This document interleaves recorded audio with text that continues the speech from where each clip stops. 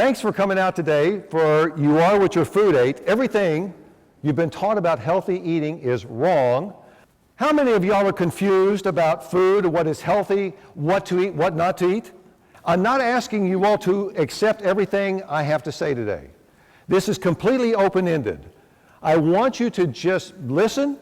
You can take it, you can leave it. I only ask that you put it on the shelf, anything that you might reject. Anything that you're not sure about, just set it on the shelf, because there may be a time you want to pull it off the shelf and you may want to incorporate it or try it out. I have been challenged by every single thing I'm going to talk about today. Every single thing. It has upended and completely given me a 360 degree turn in the way I look at what is healthy, what I thought was healthy. And because now it's about getting into the latest medical research and scientific findings around nutrition and what goes on in our body and the way our body is designed through evolution. 2.6 million years of evolution. We don't want to fight the river. I love talking about river reports. What is a river report? The river's flowing one way.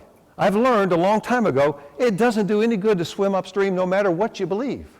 I don't care what my beliefs are, I need to be where the river's going, because the river always wins. And I want to try and take some of the mystery out of all the food that is out there today. You are what your food ate. Everything we've been taught about healthy eating is wrong. It's a big statement, but hang in here with me. This is one of the most foundational statements from Hippocrates. Let thy food be thy medicine, and thy medicine be thy food. How many of us have ever thought about eating our meds as opposed to taking them? Because what we find in the grocery aisles, on the ends, not on the center aisles, is where we find our medicines. Well, this has been very empowering for Janet and I to learn to eat our meds and not to take them. How many of y'all have animals? When you take them to the vet and you say you got a problem, what's usually the first question a vet asks you? What are you feeding it? Yes. How many have heard that from your doctor? What have you been feeding it? Now, when I say it, our body. I am going to make a distinction here. You don't have to accept what I'm going to say. This is my personal belief, but I believe that we're souls that have a body. We are not our body, but we are souls that have a body. And this body is our vehicle, it's our car while we're here down here in schoolroom earth. And if that's the case, how many of y'all still have your owner's manual? Nobody? Well, I'm going to try and reconstruct our owner's manual today on just one part of it, of what is our best fuel. What is the best thing we can put in our body to make it work? Because this is the only one we get this lifetime, so we have to take care of this right now. So what have you been feeding it might be one of the most important questions when you start to see what's going on in your body, you start to have a reaction, is to listen to your body. Food safety does not exist in this country. And what I'm going to be talking about today is clean food. What is clean to eat and what is toxic? And this is actually a very political issue, what I'm talking about. But it's a political issue where right and left, Republicans and Democrats can come together and agree on. It's about food safety because it is the tobacco issue of the 21st century. Because our food is so deeply contaminated, it's so deeply compromised, and we need to be aware of it. We are eating things we think are healthy that are actually not for us. So the bad news is that we have a contaminated food supply. The good news is we are the solution. We are the solution. This is a real bottom-up power type of situation. We can't expect this change to come from the government or from the corporations. It comes from consumer demand. And it comes one person, one bite, one fork at a time. So let's explore some of the ways that we are the solution. You can't exercise your way out of a bad diet. We've always heard that if we wanted to lose weight, all we had to do was exercise more and eat less. That it was a 50-50 equation, but it's not. That just doesn't work. And there's reasons why. A calorie eaten is a calorie spent, and a calorie burned is a calorie earned. Calories eaten accumulate much faster than calories burned, just as it is easier to spend money than it is to earn it. We can eat 1,000 calories easily in 5 to 15 minutes, but it will take us 2 hours or more of exercise to burn those calories off. You can't exercise your way out of a bad diet. Why? Waistline issues are food issues. They are not exercise issues. You cannot lose weight through more exercise alone. Eating habits must also be changed. It's easier to cut our expenses than it is to increase our income, isn't it? Well, guess what? The same is true with calories. It's easier to cut calories eaten than it is to increase exercise, meaning calories burned. But there's more to it than just that. There are 6 components to our health, not just food and exercise alone, because we ingest and digest each of these 6 components for our health. And those are food, exercise, negative stress, positive and negative emotions, sleep, and the environment. Why is food so important? The American food supply is deeply contaminated. Sugar, processed carbs, industrial proteins and fat, GMOs, genetically modified organisms, and grains are toxic and inflammatory to our body, and those comprise 70% of the American diet today. Processed foods are engineered to be addictive with sugar, salt, and fat. Eliminating sugar, processed carbs, and grains can eliminate our food addictions and eating with our emotional swings. The low-fat, high-carbohydrate diet of the past 40 years is killing us because it is opposite of how we have evolved over the past 2.6 million years. And the larger truth is, food can kill us slowly or it can cure us fast. Now, the standard American diet is loaded with petroleum fertilizers, herbicides, pesticides, antibiotics, growth hormones, GMOs, genetically modified organisms, and frankenfoods. Why is exercise so important? Well, exercise and clean food together are our greatest combatants against toxic food and any negative impact from the environment. Exercise builds up our immune system. Exercise helps us sleep better. Exercise balances out our emotions. Exercise is great for de-stressing. Exercise can reduce hunger and appetite, and that's what Janet and I have always noted, is that when we work out, we're never as hungry as when we don't work out or we're not as active. Exercise buys us extra calories if we want to eat more or if we want to try and lose a little weight. Our bodies are designed for movement 8 to 10 hours a day. And that's why it's so crucial that we stay in motion for our health throughout our life. And exercise helps us do that. Why is negative stress so important? It can throw us off our best diet, habits, mindset, and peace of mind. Negative stress interferes with our sleep. It triggers all kinds of negative emotions, primarily fear. It is a major wake-up call to change something in our life. Now, positive stress is very good for us. It's part of growth and it's part of being on purpose. Why are emotions so important? Emotions make us human, but they can also make us a little crazy. Unresolved hurts and blocked emotions get toxically stored in our body. The drama of big emotional swings throws us out of balance. Most people eat their positive and negative emotional swings. That's called emotional eating. And here's something that's really important about emotions. Emotions are information.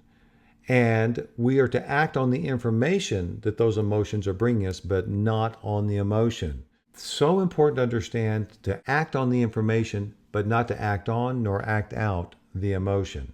We are here to experience all emotions in order to learn compassion and love. Why is sleep so important? It is nature's reset button and restores our energy. Our blood sugar and insulin go down when we're sleeping, and we're burning fat when we wake up in the morning because of that. If we don't get enough sleep, we lack energy and we will overeat. When having afternoon energy crashes, take a nap instead of a snack, if at all possible. And we need 7 to 9 hours of sleep at night in a darkened room with no TVs, computers, or cell phones near us. Why is the environment so important? Because petrochemicals and chemical drugs proliferate America. Air pollution from carbon emissions, from buildings and manufacturing and cars impact us. We have mercury in our fish from contaminated rivers. We have groundwater contamination from industrial food production and manufacturing. We have soil contamination from petroleum fertilizers, herbicides, pesticides, and GMO crops. And the American food is loaded with toxins from these sources and more. What we need for our health is clean air, clean water, clean soil, and clean food. And we are the solution to this in America of bringing about clean air, clean water, clean soil, and clean food. We must be vigilant on each of these 6 pieces and balance all of them of food, exercise, negative stress, emotions, sleep, and the environment. We cannot exercise, de-stress, emote, sleep, or relocate our way out of a bad diet, no matter how high our consciousness is or how much we meditate. Now, you can relocate your way out of a bad diet if you live in America by moving to Europe where the food is clean. But it's a lot cheaper to eat clean here in America than it is to move to Europe. Do you remember when we talked about you can't exercise your way out of a bad diet because it's about 80% food, 20% exercise to get the ratio right? But guess what? When you combine the two together, clean food and exercise are our daily best medicines. And actually what happens is we discover the magic pill for our health. When you put the 2 largest pieces together of clean food and exercise, it helps counteract the negative effects of stress, the effects of positive and negative emotions. It counteracts us not getting enough sleep. It actually helps us get more sleep. It can help counteract the negative effects of the environment. We need to bring together in balance all 6 of these pieces for our optimum health. So what is clean food? Well, that's what the rest of this talk is all about. It's not our fault that we're fat. It's happened right under our noses. We've been frogged. This is a saying that Jen and I use all the time. You know what it is to be frogged? You put a frog in some warm water, you turn up the heat slowly, and before you know it, the frog has boiled to death. And that's what's been going on in the last 40 years with our food supply here, is that we have slowly been frogged. Changes have been made without us realizing it in the food that we thought was safe, and it's not safe. We're not the problem, but again, we are the solution. So we're going to talk about this. Change your food, change your life. And this comes from one of my great mentors, Socrates. I live by this. Question everything. Constantly learn, and don't ever stay in that comfort zone, because you got to stay in that learning zone. I am drawing on, I'm not making up this stuff, but I am plagiarizing the hell out of a lot of great people. I am borrowing from all the best people I know of, the most cutting-edge doctors, Dr. Mark Hyman, Dr. Robert Lustig, Dr. William Davis, Dr. David Perlmutter, Dr. Kate Shanahan, Jeffrey Smith, Dr. Joel Furman, Dr. Thomas O'Brien. If you don't know these names yet, you will in time. These are the leading edge around nutrition. I'm also borrowing from Michael Pollan, Dr. Mehmet Oz, and Dr. Oz's show is amazing to watch because he's always bringing these people on there, and he's willing to challenge his own belief systems, and he comes from a conventional medical system, but he's open to all of this, and he's putting this out there the way Oprah has done personal empowerment for every individual in this country and around the planet. Dr. Oz is doing the same thing. Dr. Michael Eads, Dr. Mary Dan Eads, Dr. Stephen Sinatra, Dr. Johnny Bowden, Dr. Eric Westman, The Biggest Loser. Yes, we've learned from this. I actually wanted to go to The Biggest Loser Ranch because so I could learn their model, and it works, but it's very high maintenance because you have to have a massive amount of workout, you got to count your calories, and you got to have portion control in order to lose weight and stay healthy. Because you're burning the wrong fuel when you do it that way. You're burning carbohydrates. I'll talk about that. You want to get away from carbohydrates. Norga Gaudis, Sean Croxton, oh my gosh, Sean Croxton I can't say enough about in his podcast. If you go to iTunes and go to Underground Wellness and start subscribing to Sean Croxton's Underground Wellness, this one person has been our biggest single player in our transformation because he's opened us up to all these other people. Listening to him and listening to what he talks about, it's like going down a rabbit hole into a parallel universe. Tom Naughton, whose brilliant film Fathead, who we have some of his clips in here, is absolutely one of the best teachers on the planet. He's a comedian. Sally Fallon, Dr. Mary Enig, Gary Taubes, John Wood of U.S. Wellness Meets, my incredible wife, Janet, has been one of my constant teachers, and we've been doing this all together. And last, my own body has been teaching me what really works. So this is who I'm drawing from. And what have I learned here? There's some many inconvenient truths I have come across in this process. One of them is this, that our low-fat, high-carbohydrate diet that has been recommended over the last 40 years is literally killing us. It's making us fat. It's making us sick. Yes, I said our low-fat, high-carbohydrate diet. Because if you eat low-fat, you have to eat putting more carbohydrates in your diet. They go together. Because the biggest disservice we've done is to demonize fats and get them out of our daily diet because our bodies are fueled by fats. I'm going to say this many, many more times tonight. You can't exercise your way out of a bad diet. Very important, inconvenient truth.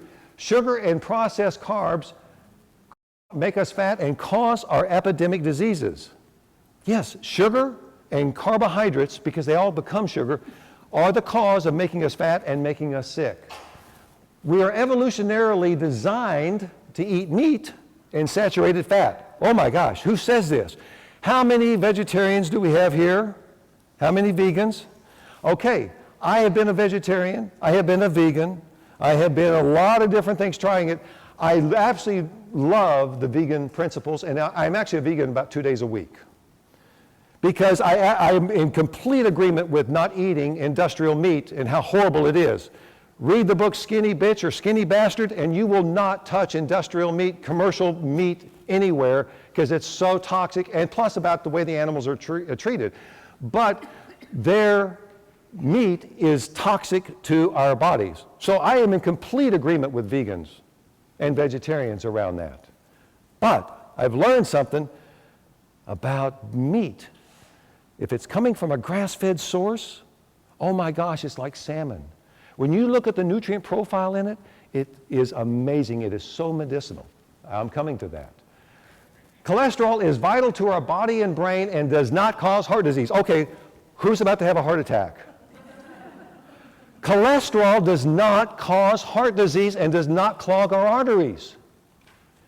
Cholesterol does not cause heart disease and does not clog our arteries. That is a bunch of baloney, malarkey.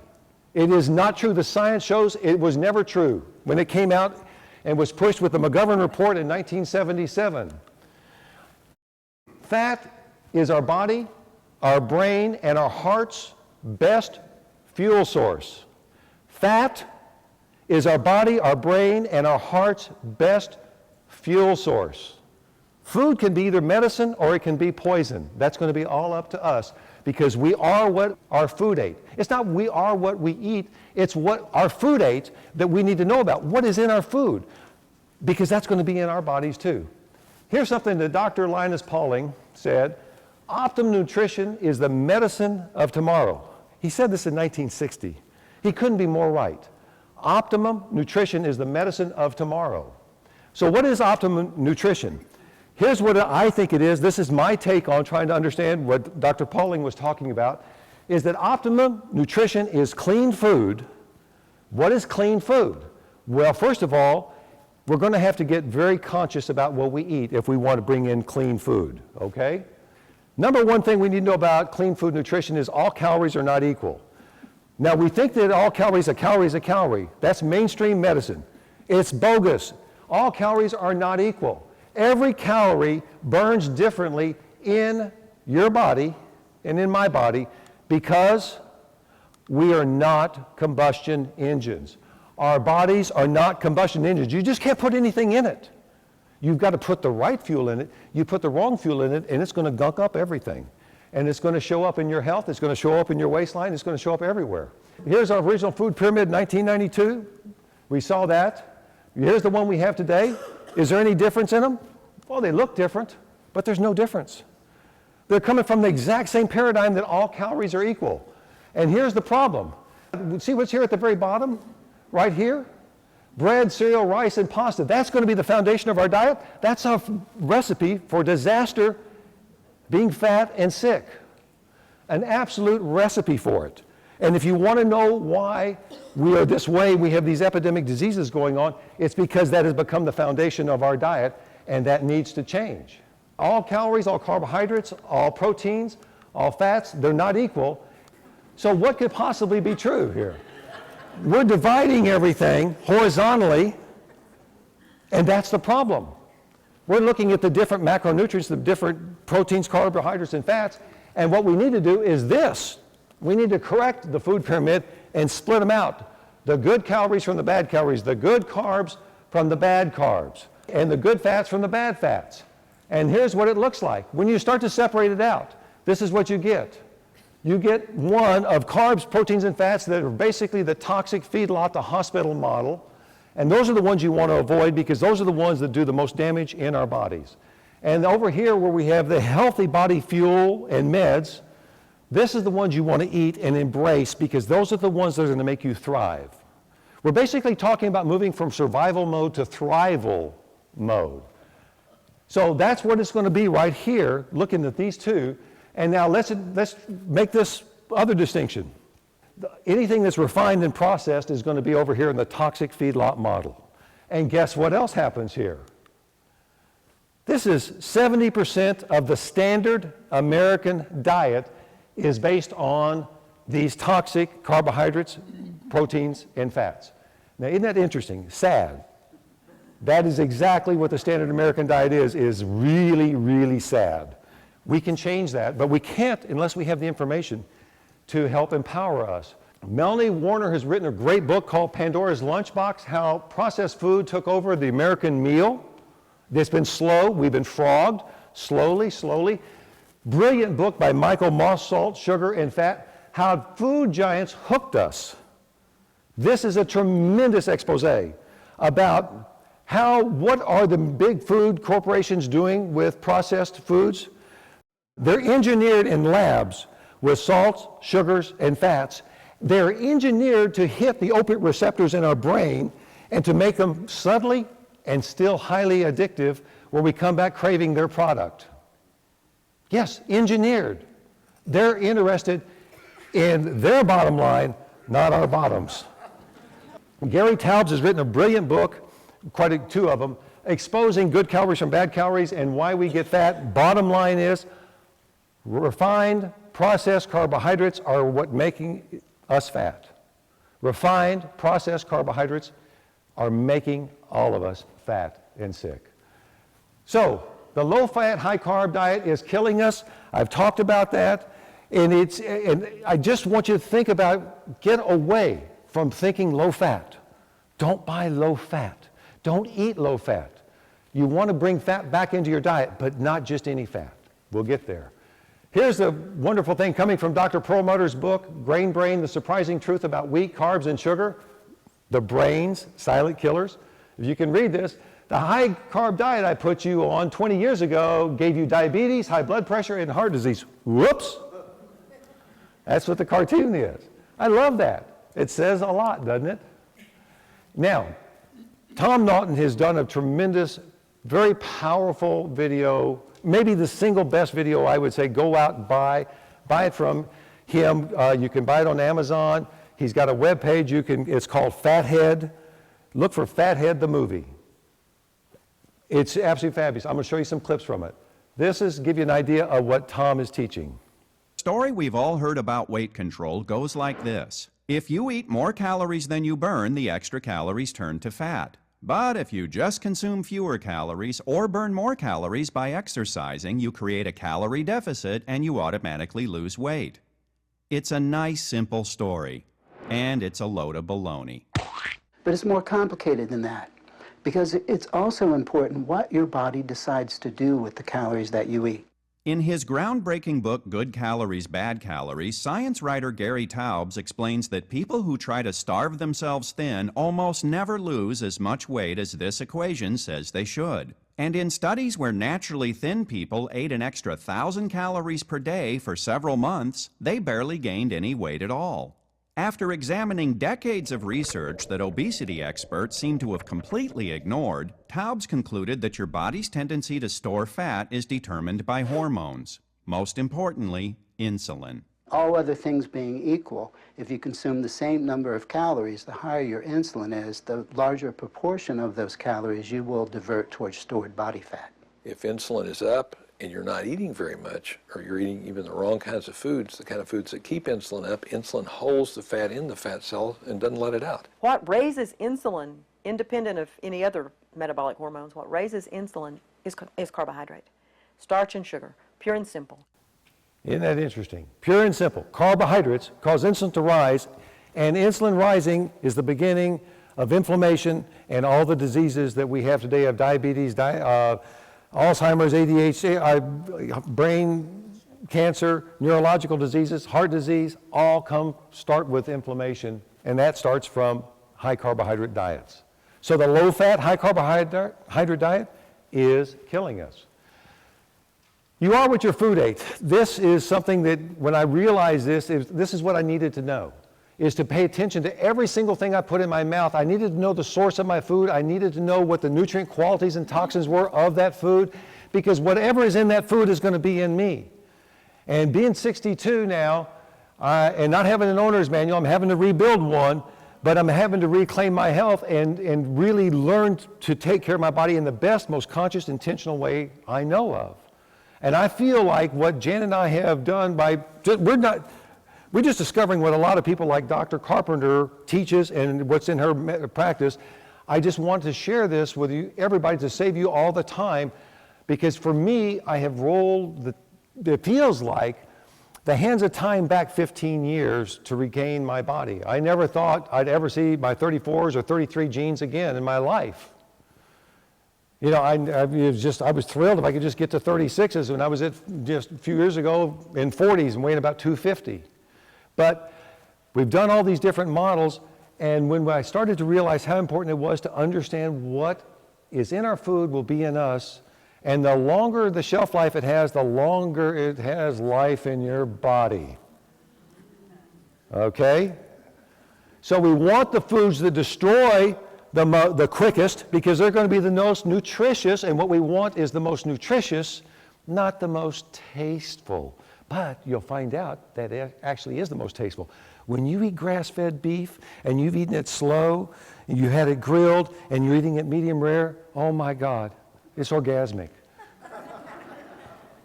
So you're actually eating more nutrition. You're just getting away from these manufactured salts and sugars that we've been addicted to. We have to detox. We have to go into a food rehab to be able to get our bodies right. Here's one of the things that we want to know. In our food, here's the question we ought to be asking ourselves. Are you eating petroleum fertilizers, herbicides, pesticides, antibiotics, growth hormones, GMOs, genetically modified organisms, genetically engineered crops, or frankenfoods? Are you eating any of these? This morning for breakfast? Last night? Have you had any of these this week and not know it? Yes, these are in our foods. These are in everything. This is why our foods are so contaminated. Cheap food is too expensive to be eating because it sends you on a path to the hospital. It breaks down our immune system. It breaks down the way all of our organs are meant to function by eating cheap food. So we got to understand that cheap food is way too expensive. Don't buy cheap. Don't get cheap on your body, because you are in charge of your own health. No doctor is in charge of your health. Only you and I are in charge of our own health and our own bodies. And nobody can know more about our bodies than we can, if we will listen to them and become intuitive with them. We want to learn to eat our meds and our vitamins in our food, so we want the highest quality food that we can get to eat our meds and our vitamins. Think of that as a concept. That's something that Jan and I have been living by, of eating our meds every night, very consciously and intentionally. Now, this is going to deal with a new area of science called epigenetics. And it is the most cutting edge. It's been around 15 years maybe, something. It first started coming out. And about 10 years ago, you started hearing some more cutting edge people. If you want to learn about it, Google Bruce Lipton. Watch a YouTube video, The Biology of Perception, because there's one thing we've learned about it, and Dr. Mark Hyman talks about epigenetics a lot in all of his books. He's the head of functional medicine in this country. But I'll just go through real quickly about what we've learned from epigenetics, is that whatever we eat, the food that we put in our body is information, and it talks to every one of our cells. And basically, our cells have on switches and off switches. This is what we've learned about epigenetics. So we're flipping on different cells for either health or for disease. Everybody has cancer in this room. Every one of us have cancer cells. What flips those cancer cells on and what turns them off? This is what epigenetics is talking about. Our food talks to our cells and our genes. We're flipping the switches. We're turning these genes on and off all the time. 95% of all diseases are epigenetic.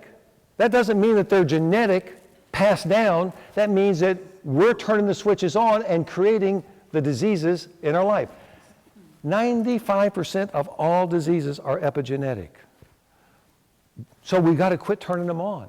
And we're turning them on unconsciously. How many people here want to be a mother and want to have children?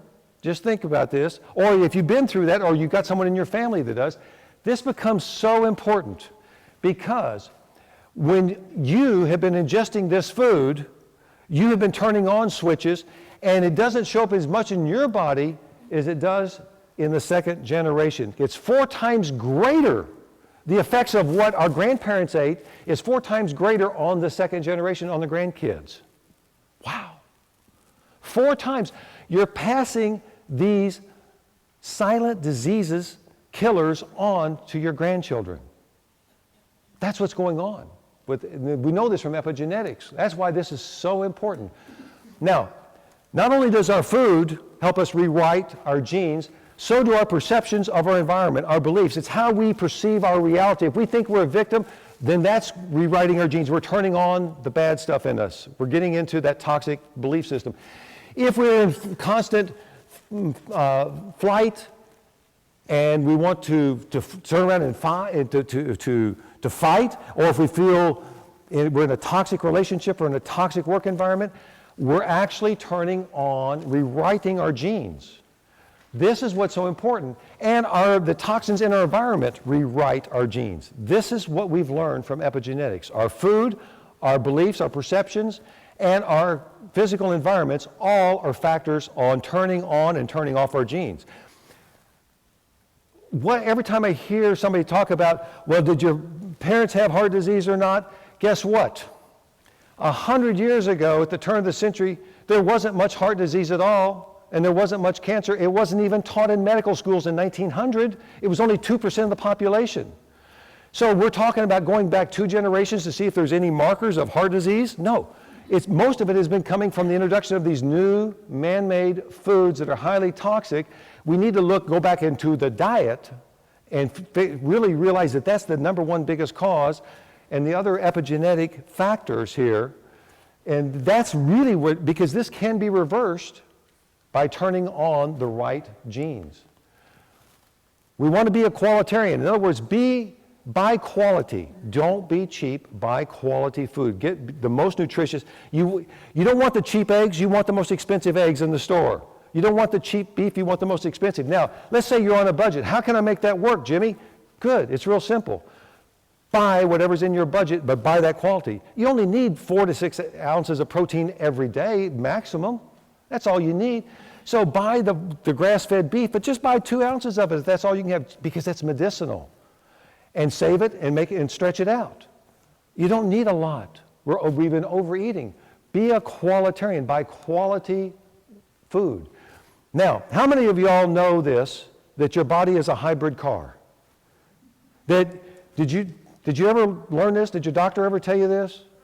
It's in the manual on page 78. Your body is a hybrid car. What does that mean? You have 2 energy sources that you can burn. You can either burn fat or you can burn sugar. Sugar meaning carbohydrates. Those are our 2 choices. We either burn fat or we burn carbohydrates. That's all we really burn. This is Dr. Kate Shanahan, one of our go-to doctors. She's just brilliant. She's written the book, Deep Nutrition, Why Your Genes Need Traditional Food and Food Rules. She's the nutritionist for the Los Angeles Lakers. Here she is, just telling you about sugar. I want to be clear about one thing. When we're talking about carbo loading, since carbohydrates, really whether simple or complex, get broken down into sugar in your bloodstream, and are absorbed into your bloodstream as sugar. When we say carbo-loading, what we really should be saying is sugar loading. Carb loading is sugar loading. Carb loading is sugar loading. Some become sugar really fast. Your grains, your sugars, your processed foods, they become sugar real quickly in your body. Slower carbs are your vegetables and some of your lower glycemic fruits, and they don't become sugar for quite a while, but they still turn to sugar too. Burning carbohydrates. What do we really need to know about this? They all turn to sugar in our body. Only carbohydrates will spike your blood sugar and cause your insulin to rise. Now, why is that important? If we're not diabetic, we don't think about insulin too much. How many of y'all have heard about cholesterol being bad? Okay, cholesterol is not really bad. Matter of fact, cholesterol is essential for our body. 25% of all the cholesterol body is in our brain. You know what our brains are made of? Fat and cholesterol. Fat and cholesterol. Do you know what builds our brain cells and how we grow new brain cells? Oh yes, we always heard that we couldn't grow new brain cells after we were 18. No? But guess what? We're growing new brain cells all the time, or we're killing them off by the foods that we're putting in our body. And the way we grow new brain cells all the time is fat and cholesterol in our diet. Saturated fat, no less. Cancer can only live off of glucose, which is carbs. That's why when somebody has a cancer, doctors put them on a ketogenic diet, meaning a fat-based, fat protein-based diet, and getting the carbs out of their diet, all sugars and other carbohydrates, because they have to do that to starve the cancer.